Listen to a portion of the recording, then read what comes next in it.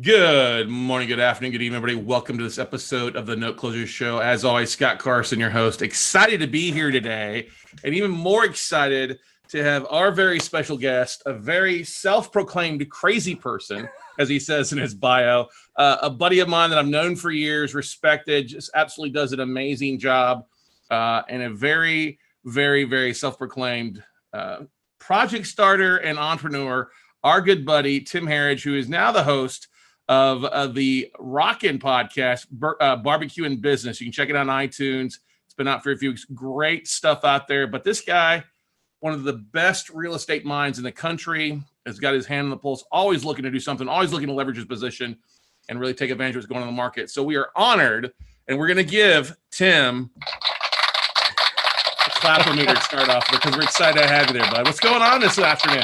Not much, man. Just it's a rainy day up here in Dallas, so I'm happy to be indoors.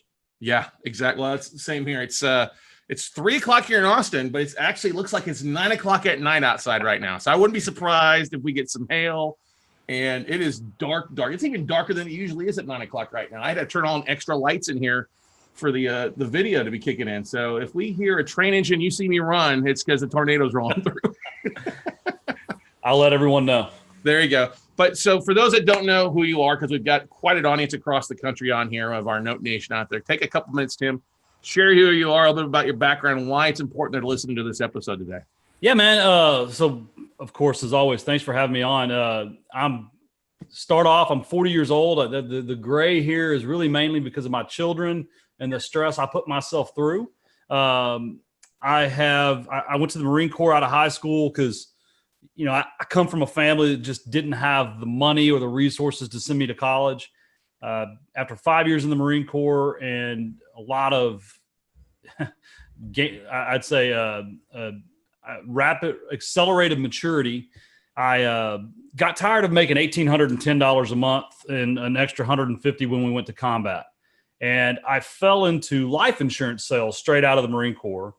And I'll just never forget the first week that I got a $6,000 check because, it was addicting, right? Because for the first time, my direct effort and accomplishments influenced my direct compensation.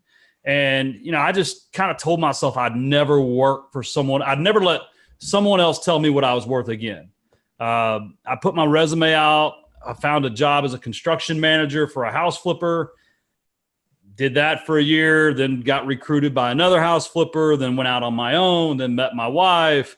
Then, we were the largest home investors franchise in the nation when the, Great Recession happened. So lost millions of dollars in 08 and 09, made some great decisions, made some bad decisions, fought our way out of that.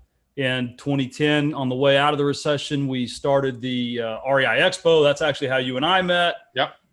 Built that to be the largest national trade show there was, sold that off to the folks over at Think Realty. They're doing a great job with it. And then I met Blackstone through that and started B2R Finance and did $1 billion worth of loans. And my W-2 was one of those things out of a movie. And I quit one day because I was bored and tired of running someone else's company. That's a whole story in itself, how I started to immediately start thinking like a W-2 person of salary and bonus, like after a year of that world. Started the 2020 REI group, made a ton of great decisions with a multiple of that, of bad decisions, kind of just entrepreneurial decision after decision after decision. Tried things, didn't work. Started a lending company that's been sold now. That was a good transaction. Started a fund management company. We're shutting that down because I am not a good manager of other people's money because I don't like to answer questions. Not even to my wife, much less some, investor that I'm making money for, right? And then we started an insurance company. The insurance company is going really well. We're in some talks right now to sell that. Built a bunch of owner finance mortgages, sold those last year because, I'd kind of reached that 10-year curve where I'd sucked all the interest out and there were banks that would pay par for them. So we were all about that. got a bunch of rent houses. I flip houses. I wholesale houses. I used to do all those events, and I think that's kind of, you start to identify yourself as the business. And now after doing all this, I kind of I'm trying to recreate myself, I would say, as an entrepreneur, because that's really what I am. I mean, I'm definitely not a lender, yet I've made more money lending than I have anything else. I'm a real estate investor, but that's, I think, more of what I want to retire with one day. It's not what I get up in the morning and I'm excited about. There's just nothing exciting about leaving my house, driving 45 minutes to sit with some old lady smoking in her living room. It's just only to either piss her off or get the house at such a price where I know I could have paid her more. Right. It's like, I don't know. It's not on my deathbed. I'm not going to say I wish I'd bought more houses. Right. Mm-hmm. So I'm really just trying to focus more these days on having just kind of more of what I want, which is eating a lot of barbecue, and just kicking it with my family. I'm actually in a home office now. This time last year, I had 9,000 square feet on the 11th floor of a Dallas office tower. And I'll never forget the day I walked in. It was before Christmas of 17. And I looked around and I didn't want to be there. And neither did anyone that worked for me. And I just decided, I said, what am I doing this? And so I sold everything. I shut down the things that weren't worth selling. And I'm excited about podcasting because I feel like I have a lot of experience, good and bad, that I can share with people. And, it's fun to it's fun to create something that you think is going to be helpful for someone. That's the truth, because you've definitely got a few battle scars. You've come a long way. I'll make sure you put your coffee down. You come a long way from this young kid in the Marine Corps out there. For those that don't know. Oh, I think you had sent this to us a while back, years ago, and I'm like, I'm going to save that for a good point. You've got. I think you have more hair in your chin right now than you have on your top of your head there. But the lessons that you could go back and tell that kid. What are you, 20 in that picture, 18 in that photo? Probably 18 to 20. Yeah. Yeah. Thinking going back and lessons you could tell that 18-year-old now. Don't you got a son that's that same age right now? I have an 18-year-old son that's about to go play football at Trinity University. Yeah. It's well, it's funny, that kid right there, the most common thing that his superiors in the Marine Corps used to tell him was good initiative, bad judgment. And, that's probably still been the number one area I struggle with is I'm very action oriented, right? Mm-hmm. And I see something that either needs to be done or be done differently, and I do it. And I don't really think it out. I just, I'm kind of one of those that I'm going to fix the problem. And I've been lucky that at least almost half the time it worked out. But I'm not gun shy for sure. No, that's definitely the truth. You're definitely not gun shy out there to take action and get rock and roll as you go. Next time I see you, I'll have one of these for you for your show. Okay, buddy? Oh, I'll bring the one that my 9-year-old has that has all sorts of sounds that would not be appropriate for the show. Oh, yeah. Yeah. I've got one. It's 16 different ways to say the F word too, but we won't be using that one today. But you've seen different trends come and go. And like you mentioned about being up and being down, doing a lot of owner financing, selling the notes off, starting an insurance company. And I'm going to ask this right out of the book. So I got somebody that texted me. If you had a crystal ball, you'd be in Vegas right now. But if you had a crystal ball, where do you kind of see the market going in the next, 12 to 18, maybe 24 months, Tim? I think I can answer that by what I've done in my real estate business in the last 90 days. We used to assign properties a lot, right? Never take title to them, just assign them. We don't do that anymore. Now we only close on the assets and sell them on MLS because my hat is all kinds of crooked here. Sell them on MLS. We get more money out of it. And we've noticed that the investors buying off assignments have gotten a little gun shy. So, we stopped doing that. We started wholetailing more, just cleaning out the house, putting some paint and carpet on it. And we found that we're making more than if we were to fix the house all the way up retail profit, because we're at that part of the market where everything's, I'll say this the wrong way, artificially high. Mm-hmm. You buy a house in Plano and you have to spend $60,000 over rehabbing the house to get a comp that's over what I think it's worth, when you can just spend 20 and sell it for 40 grand less, and you realize your profit a lot quicker. There's less margin for error. And, it's easier to execute because it's lipstick on a pig instead of what wall do we move? Do we have to hire a designer and all that? And then also, you would be proud of me. I bought a couple of distressed notes last month. It was a seller that called me about buying her houses, and she had some horrible notes. They were just god awful. She had downloaded a one-page form and owner financed them to 2 houses on one form. Oh, 2 different borrowers. So, so the good news is we got $80,000 worth of unpaid principal balance at 2.9% interest. She was really killing it on the interest rate. We bought them for 15 grand. Oh. So, and Scott Horn up here in Dallas helped me bring them in, reclose them and all that. It's a 30-something% return.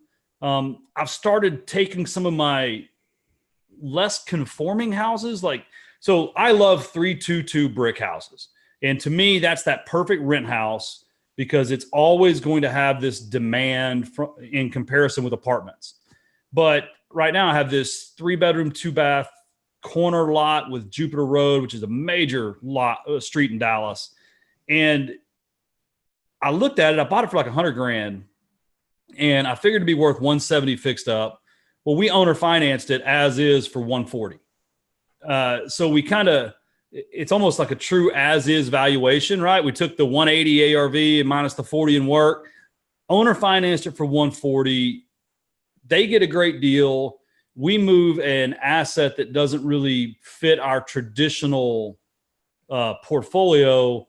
And then, one of the things we do now is we set up first and seconds. That way we can sell the first, keep the second. Well, right, because your down payment offsets your equity basis in the house.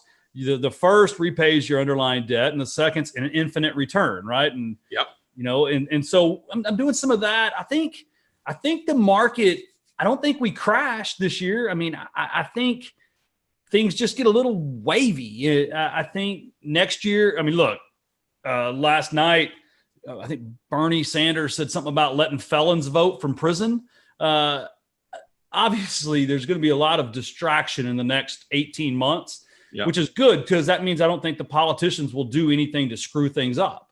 But next year after the election, I don't know. That's kind of what I've always written down as 2020 was kind of the year that I felt like we may hit a bump. I think this bump will be a little bit more like the dot bomb bump, not the subprime bump, yep. Which, I would just say that anybody asking or want to know, find someone in your local market or your industry that lived through that dot bomb and say, hey, where were the opportunities? Mm-hmm. And just sit on cash. I think cash is king right now for me. It's one of the reasons I've exited most of my companies in large. And I've structured everything I've done is almost like a second lien, Scott. I've structured an ongoing interest in the operation where I'm financially benefiting from their continued success. But the liability and the capital basis kind of was returned. The liability's off me and the capital was returned to me. That's awesome, man. Definitely leverage yourself smartly there, getting your principal back in, but keeping the upside and the cash flow for infinite returns, basically. That's good stuff. You were one of the first guys, and I don't know if they've done a second one, of creating a rental-backed security that was sold off too, weren't you? We did the mortgage-backed security that was actually the income was justified by the rents on the house. Yeah. Now, Blackstone did the first, rent house security, and that they all see, they've all went public now. They're all performing great. It's kind of funny. It may have been 5 years ago this week that we did the first securitization. The first one, it was in the April 20th. Yeah. So it's been 5 years since that went out the door. It was a $250 million transaction. And I think it added some liquidity to the rental market that will benefit us all during the next economic period of economic uncertainty, because that bond liquidity, on the bond market, on the securitization market, it's just one of those things that when the small banks dry up, they'll either get gobbled up by this bond market, or at least we'll all have a place to go to get our financing when there's great deals. Mm-hmm. Totally agree with you on that aspect of thing. We're starting to see what's kind of funny is the phone's ringing off the hook a little bit more. The emails are coming in from asset managers, which is kind of interesting. Not just in Texas. I mean, last couple of days, I've been doing some research, checking out the different Texas market. One of the things I check for is I always like to see if there's an increase in short sales. Right. Because that's a great thing. In Dallas, we got 8 total here in the greater MLS area. San Antonio's got 25. DFW's got like 135. Houston's got 227, primarily due to the fact that it's a lot. We're past 12 months past the hurricane. Right. Aspect. Banks are tired of waiting now. They've been nice for a year. Insurance companies are either paying or they're not paying, so they're starting that foreclosure process. Right. So one of the things that I watch, you watch short sales, right? Because that's your note business. I watch seller paid contributions on MLS. Because to me, when I go back to what happened in 06 and 07, right, as prices were going up, they started to level off, but real dollars started to go down as seller paid contributions increased. And then it was one of those things that once those got to the 6 to 8% mark, then prices flatlined. And then if you really look at the curve, they stayed 6 to 8% as prices went down. But at the trough, when you knew you were getting near the bottom, was when all the seller pays disappeared, and then it got to be you were paying the price was the price, and so it's one of those things. Is the next cautionary period hits, that's what I'll be watching for on the retail market because I think that's a great leading indicator of how strong the market is. Mm-hmm. I agree with you there on that too. What's also funny is we've been tracking the amount of lenders that are popping up, not just banks, but lenders popping up doing the non-prime niche or the 100% financing, or donated down payment platforms that are out there with subprime FICOs, 520, 500, foreclosure bailout loans, day out of bankruptcy loans. Those things are starting to pop up left and right as some of the guys that left the industry a few years ago bought real estate, cashed out their real estate portfolios, are now back on the lending side, leveraging their money to do that aspect again and waiting to gobble up. And, there's another lender that pops up almost every day that falls into that. So I'm like, okay, yeah, I'm going to pull some cash out of the market, put it in here. So when the thing does hit the fan, I got plenty of money for great deals. Well, and that's probably the most painful part of my business is as I drive around neighborhoods right now and I'm running comps, and it's 123 Main Street in Mesquite is worth $180,000, and I drive past that down the street and I'm like, I sold that house for 60. It's like, dang. And that was actually the reason we decided to sell our owner finance mortgages. And I think it's something people have to watch so we started doing that when I was 30, right? And so obviously if you're 30 years old and you do 30-year loans, by the time you're 60, you don't have any assets left. Well, I was doing my personal financials in October of 17, and I got really happy. I ran down the hall, I'm like, Jennifer, look at this. It's because we ran CMAs on everything, and the houses were worth so much money. And then I said, wait, never mind. I'll be back. Those are notes. And so then I had to go figure out what the payoffs were. So I pulled up my latest lender statement, and my net worth went down by over $2 million.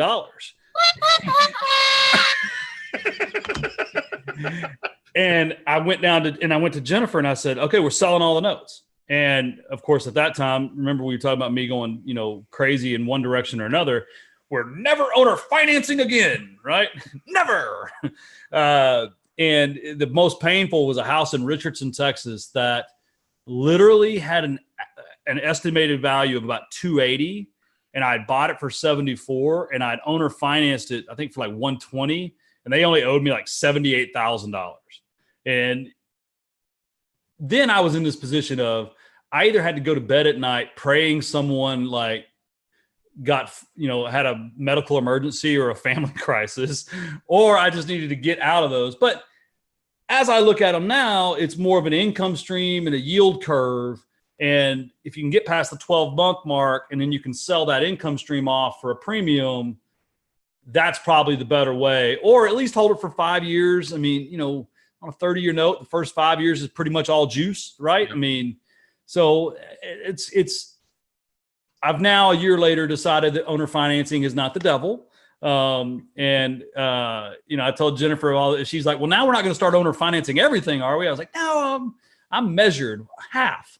Well, yeah, I love it. Like you joke about it, you buying some distressed assets. There's plenty of people doing stupid stuff out there on the owner financing side that you can pick up some distressed assets at relatively cheap price, especially when you say somebody's writing a loan at 2.9% interest rate. That's smoking crack there. Well, I ballparked her on the phone at like 50% of the UPB. And I was thinking, if this lady will take that, that's great. And so she sends me all the paperwork. I take it to Scott, and I'm like, dude, I don't. Does that say 2.9? He's like, surely that's a typo. I was like, yeah, that's gonna be 12.9 or something. But right. I don't know. It was 2.9 on a 10-year AM. And now the good news is, if they did default, we end up having $250,000 worth of properties for $30,000 total all in, because it was 15 per parcel. Mm-hmm. So we're below lot value in our basis. And so It's like, it's fantastic for us, and especially in Dallas, right? I mean, it may not be great in Gary, Indiana, but but the same thing is you're pulling in a double-digit return based off just a cash flow alone. Yep. On that aspect of it. And yeah, you've got that equity that if they do, okay, great. You're going to get paid off. Definitely either by foreclosing and selling to the auction based on the equity position, or if you can cash your keys, deed and loan it, then you're capturing all that equity and rinse and repeating, which is a phenomenal thing for you. I think that's another thing I started looking at recently. I was talking, so there was this gentleman from London that recruited me into the Blackstone thing.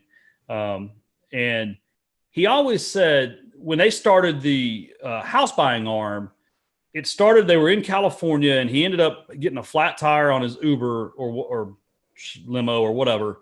And he ends up in this neighborhood with all these vacant houses.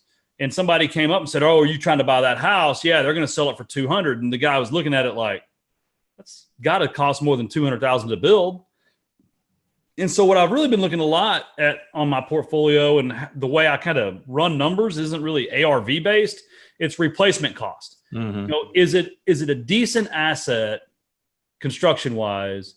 And could you build that same thing for what your basis is going to be in it? Especially on a brick house, maybe not a frame house. You may want to make an adjustment there, but if you've got a brick house and you can buy it for 10, 15% less than you could build that thing for right now, I mean, that's one thing. Building cost and labor, it will never go down again.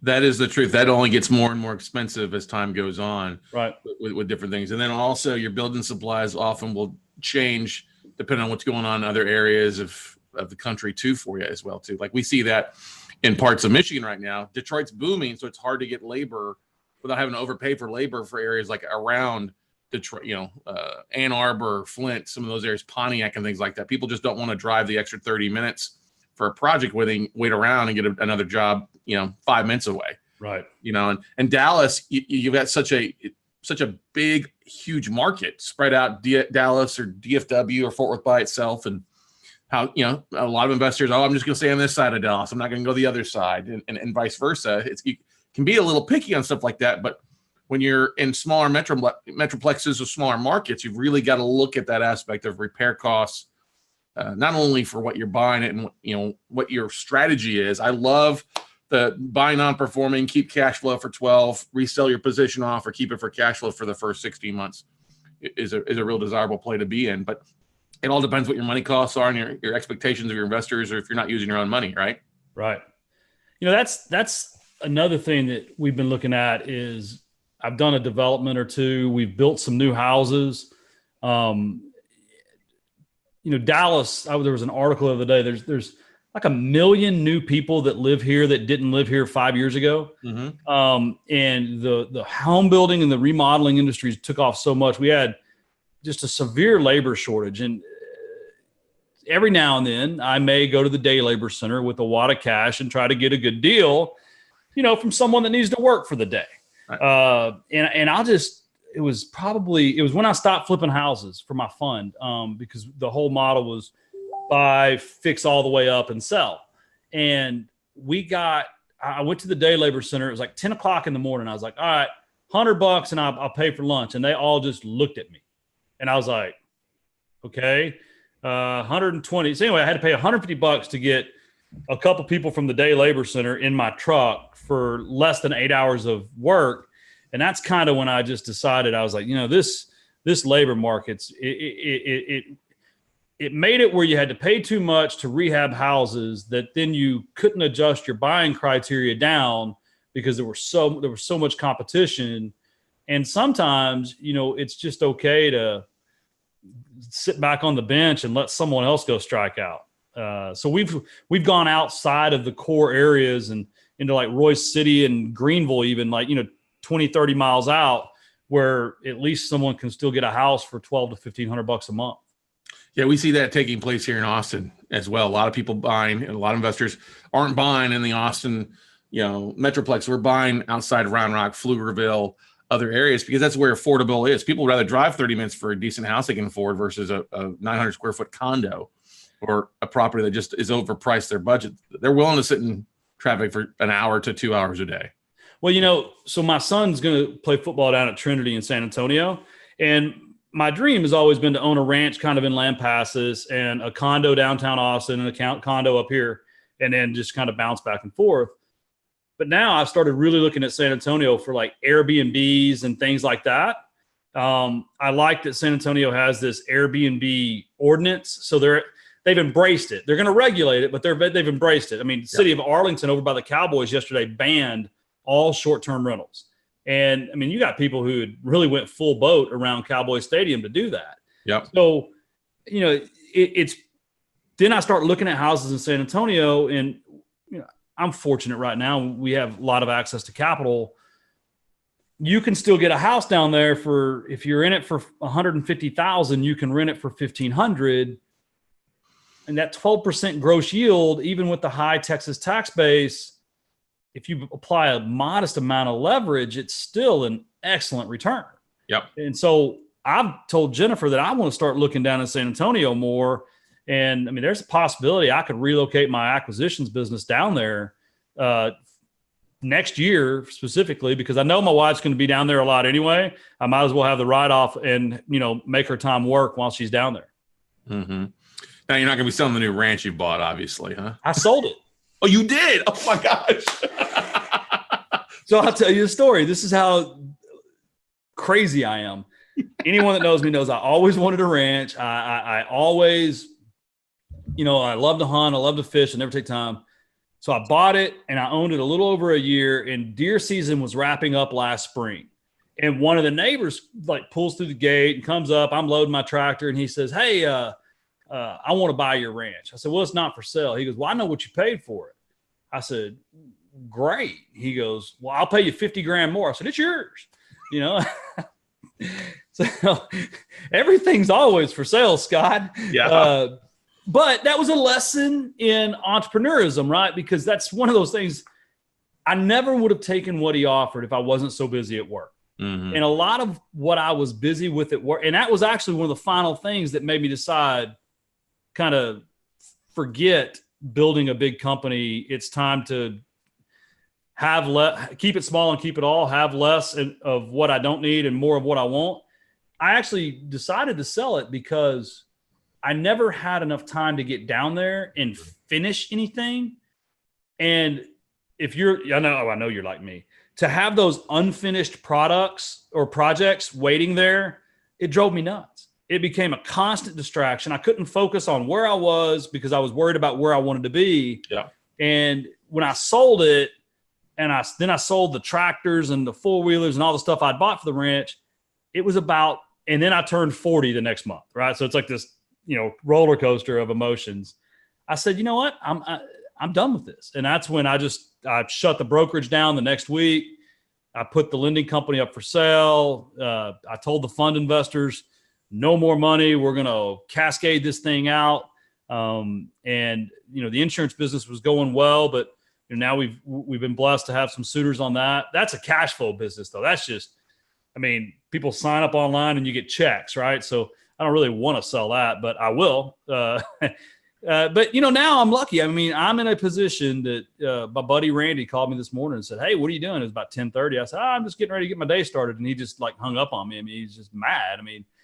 But a year and a half ago, I was the boss. I was the CEO. It was my company. I created it all.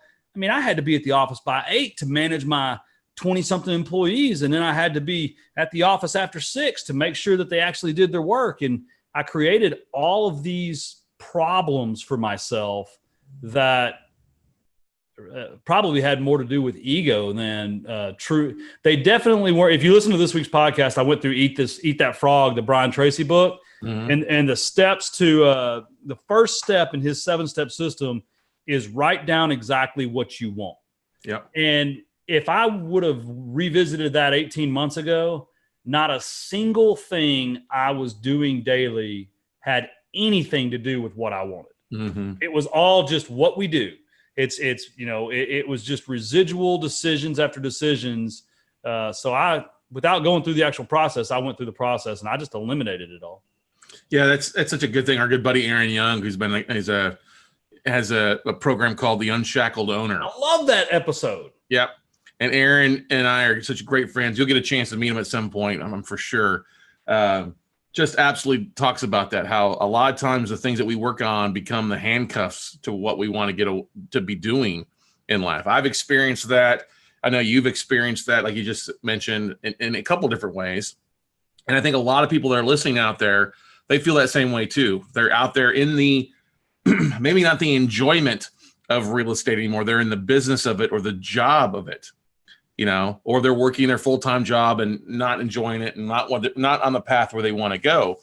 And so the biggest thing I like to tell people, listen, you exactly said it right. Like he says, eat the frog.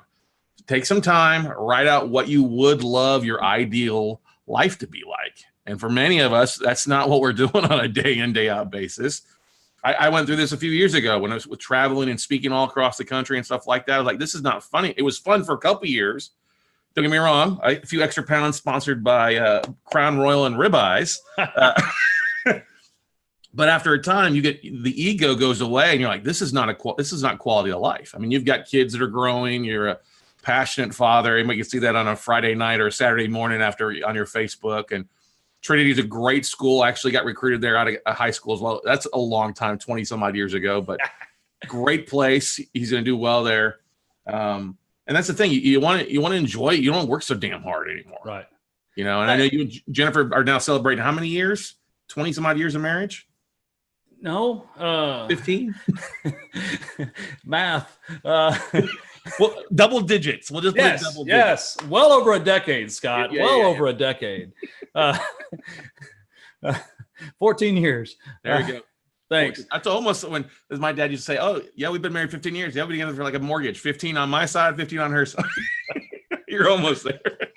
Well, and I've enjoyed watching you and Steph travel more. And, I think we're both getting into that season of our life that, your corporate banking was just like my Marine Corps, yep. Right? And then we both went through these 20s and early 30s of just massive success and growth.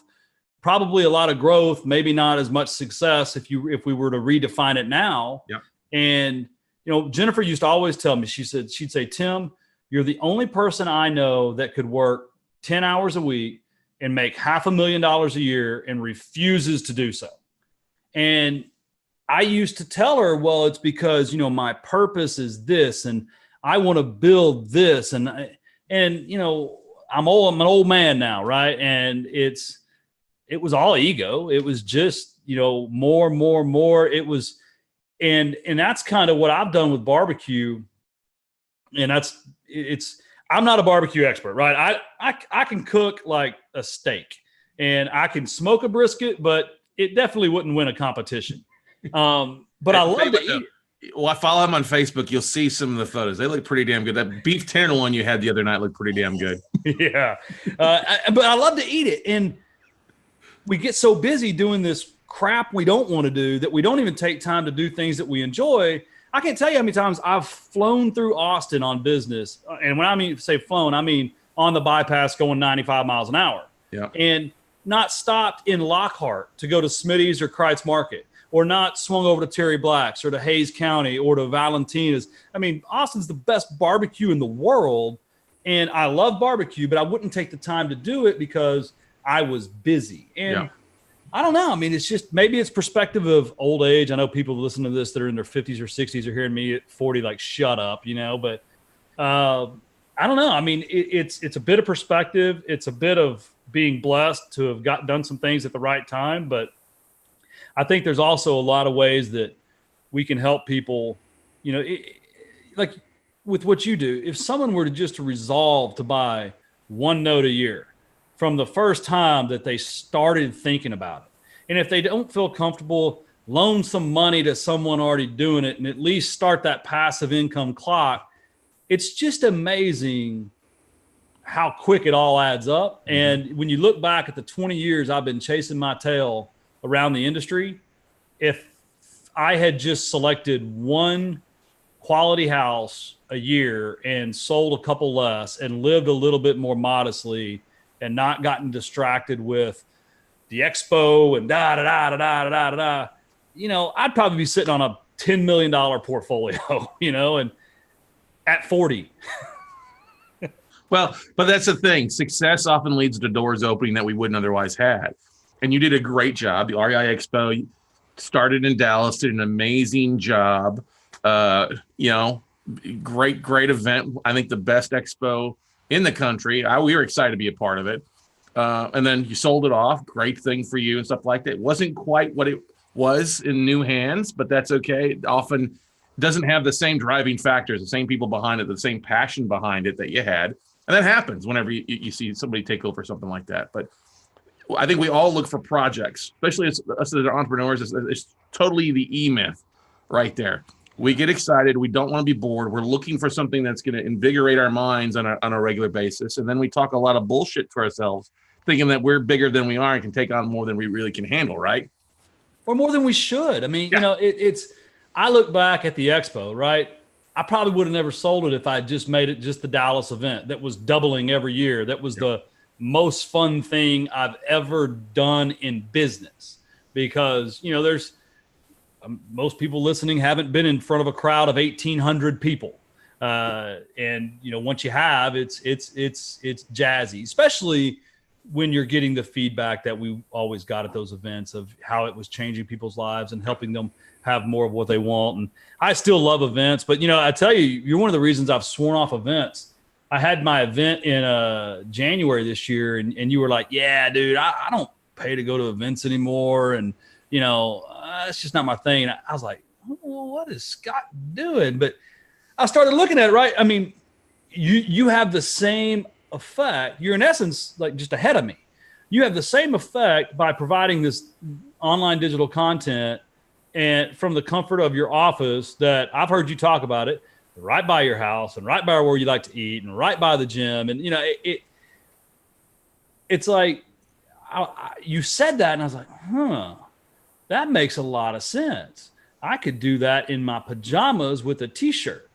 And that's more of what I want, right? I mean, it's so I got gigabit internet at the house, and I just decided to shut down the office. So I don't know. I mean, I think they all rode. Everything happens for a reason. These people I've sold businesses to, I wouldn't have met if I hadn't done some of the other things I did. And I'm not saying that people shouldn't be ambitious.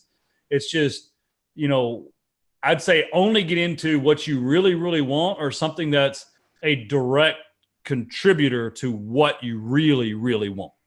That's such wise words there. Definitely. If it's a step on the ladder to the actual, you posted an image, make sure you're climbing the right ladder on the right wall the other day. Or was that yesterday you posted that? Yesterday. Yeah. I pay attention. I have a great, amazing social media staff that does most of the posting for me, but I take a look at different things. But that's the thing. A lot, we find ourselves going down one path where we think it's going to lead, it leads to something completely different. Sometimes it's good. Sometimes that's bad, because you have to kind of take a step back, or bring yourself down a rung or two to jump over on chutes and ladders and go some different direction. But as entrepreneurs, I think that's one of the biggest things, is separates those that are successful from those that aren't successful. You're not afraid to say yes. You're not afraid to make mistakes.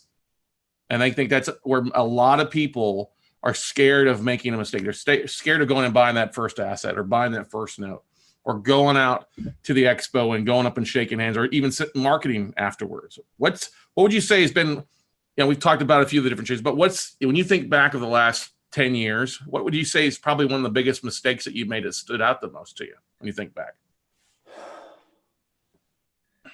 Well, other than that night you and I were at the bar.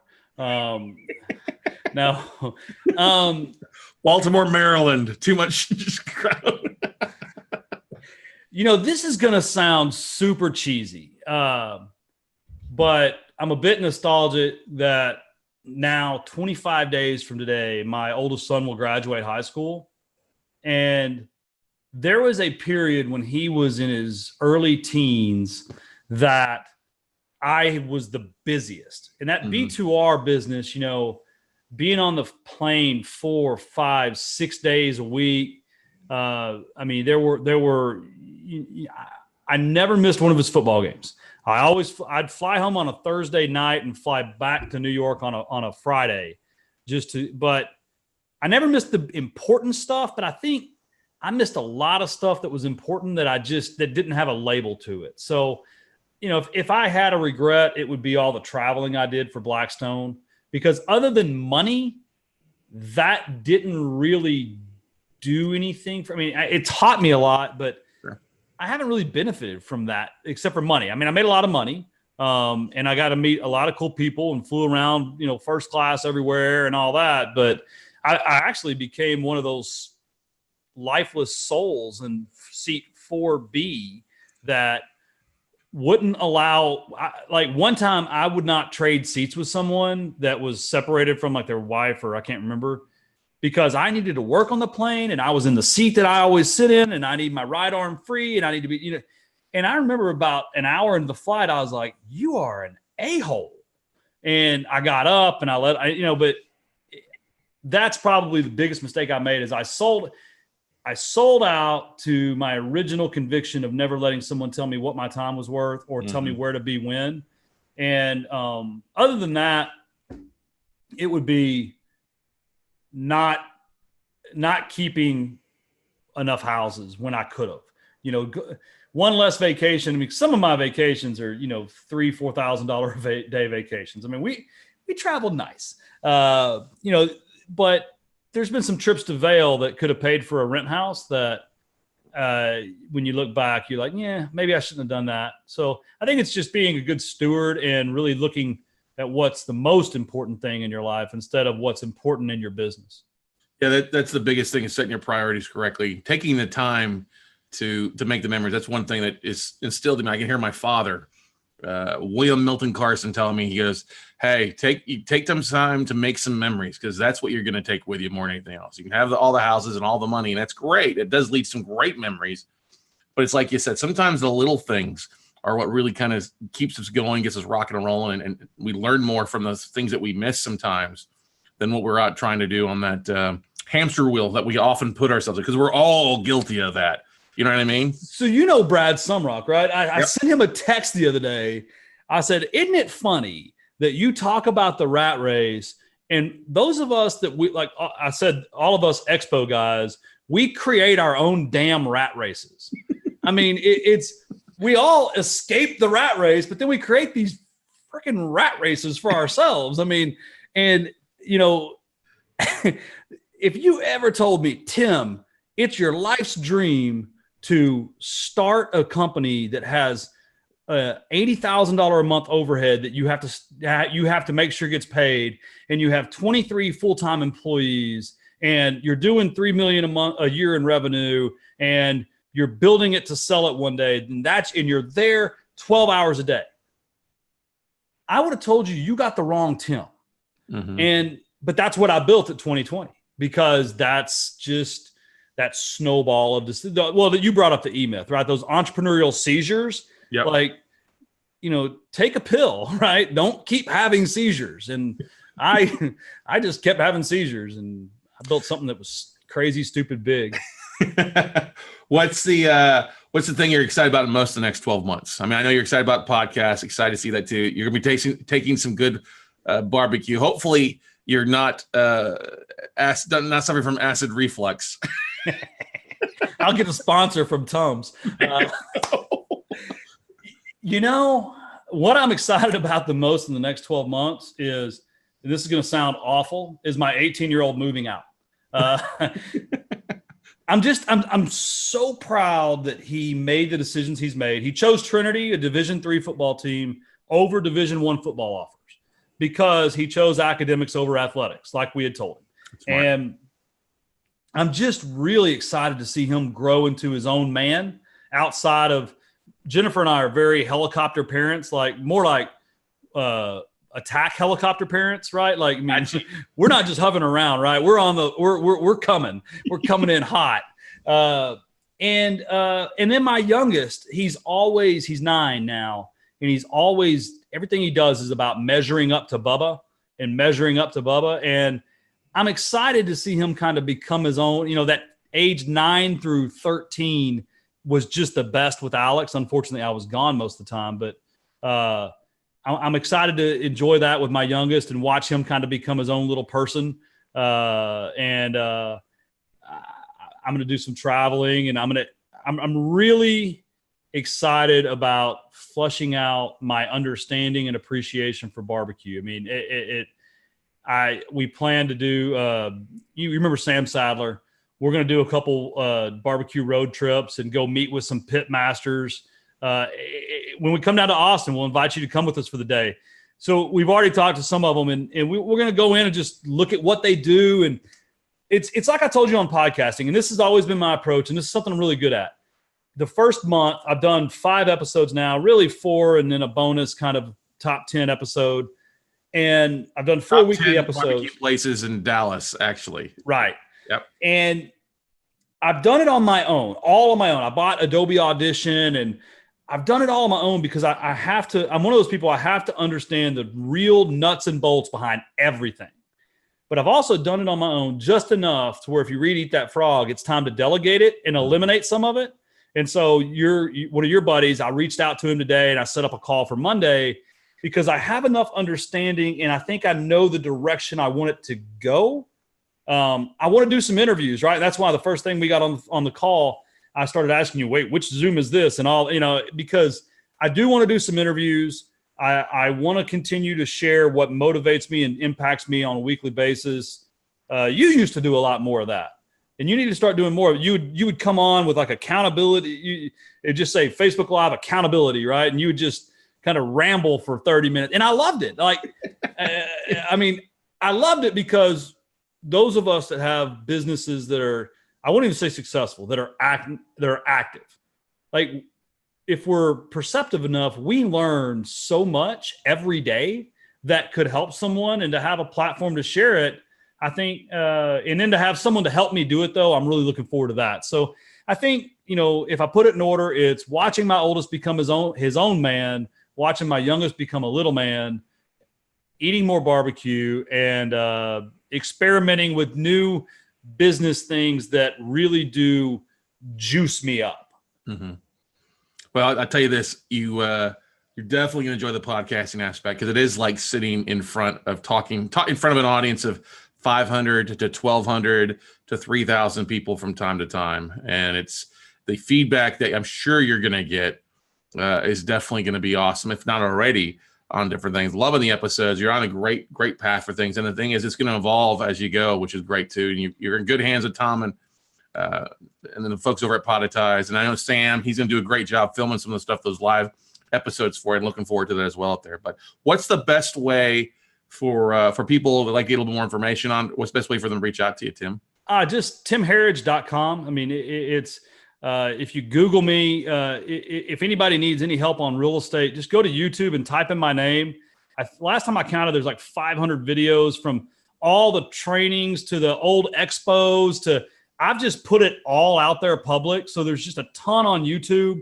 Herriage is super hard to spell, but it's just like carriage, but has an H-E. But timherriage.com is the easiest way to get in touch with me. Yeah, definitely. And then, of course, everybody, if you're listening, go check out the Business and Barbecue podcast out there. Subscribe, leave them a review. We love those things, especially getting started. Hey, sometimes we feel like we're speaking to a microphone.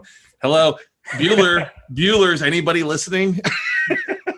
Can I tell you something real quick? My wife literally went to one of those, my kid bought one of those stupid alien blow up things at Shenanigans. One of those with the tickets at one of the little game arcade places. Yep. And they put it over here behind the microphone.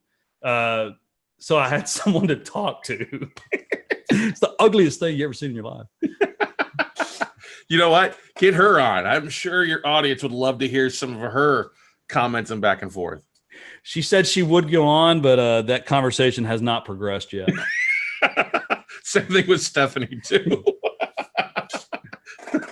Well, hey, Tim, thanks for taking time of your busy day there. Congratulations on all the success. Congratulations on all the things you've learned since that flat top kid in the Marine Corps got started rocking and rolling there. Well, man, thanks for having me on. And I love what you're doing. You're definitely someone that I think entrepreneur, not just note people, entrepreneurs can look up to because you've always been a really fun guy to be around. I love the way you take care of veterans, and I think you've got a great message to share. So I'm going to enjoy continuing to follow you, of course. Same here, brother. Same here. Definitely get together for some barbecue, some brew. Definitely sooner than later than what we should be doing, right? Absolutely, man. All right, man. Well, take care. All right, everybody. Hey, that's going to wrap it up for this episode of the Note Close Show. Like I said, check out Business and Barbecues. It's on anywhere you would download your podcast, iTunes, Stitcher, all that good stuff. Take a second, subscribe to it, leave a review. Great stuff there. Anything. You're going to get the Tom, especially the most recent one, the most top 10 DFW barbecue joints. Because that's what I always think. When you're traveling an area, where should I go eat at? And Tim tells you right there his favorite spots out there. So stay tuned for more information. Once again, check him out, timherriage.com. It's IAGE.com as well out there for you. But otherwise, go out, take some action. Don't be afraid to make mistakes. If you're not living the life that you want to live, start changing, start getting rid of the things, the distractions, the handcuffs that hold us back from really, truly living and, becoming the entrepreneur and the person that you want to be later in life. So go out, take action, and we'll see you all at the top, everybody.